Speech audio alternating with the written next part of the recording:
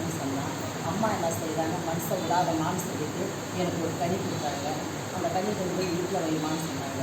அதுக்கு பிறகு இந்த கல்யாணம் நல்லபடியாக நடக்கும். எப்போ உங்களுக்கு ஃபங்க்ஷன் அடுத்த வெள்ளிக்கிழமைமா. இவங்க சொன்னது புரியுதுங்களா?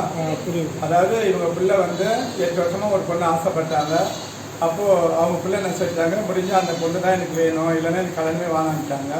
அப்புறம் இவங்க அருள்வாக்கில் வந்த பிறகு என் மேலே அம்மா என்ன உத்தரவு போட்டுக்கிறாங்க, அதே பொண்ணு உன் பையனுக்கு முடியும், நீ தைரியமாக அந்த பொண்ணை நீ சந்தோஷத்தோடு கட்டலாம். அந்த பொண்ணு நல்ல குணம், நல்ல அமைப்பு, எந்த குறையும் சொல்ல முடியாது. ஏதாவது குறையா இருந்தால் நானே தடுத்துருவேன். புரியுதா நான் சொல்லுறது? ஏதாவது குறை நல்ல சொல்லாது. இப்போ பாருங்கள், எல்லாரும் பார்க்குறீங்க, இதோ கல்யாணம் அதே கல்யாணம் முடியணும்.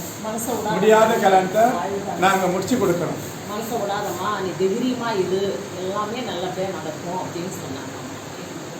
இந்த மாதிரி யாருடைய வாழ்க்கையில் தடையாக இருந்தாலும், யார் ஆசைப்பட்ட பெண்களோ ஆணோ உங்களுடைய அந்த வாழ்க்கை முடியாதவங்களுக்கு இருந்தாலும் எங்களை தேடி நீங்கள் வந்தாக்கா அந்த வாழ்க்கையை நாங்கள் முடிச்சு கொடுக்குறோம்.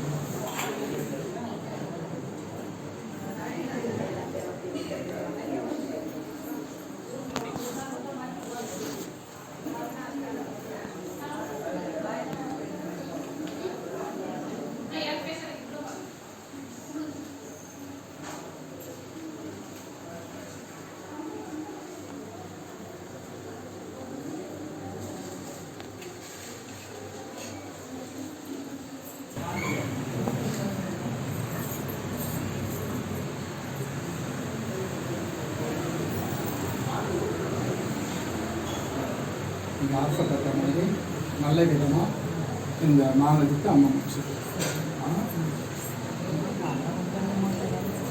கண்டிப்பாக அம்மா சந்தோஷம் தானே. இப்போ இப்படி தான் இந்த மாதிரி தேடி வர்றவங்கள நாங்கள் ஒவ்வொருத்தரும் சந்தோஷப்படுறோம்.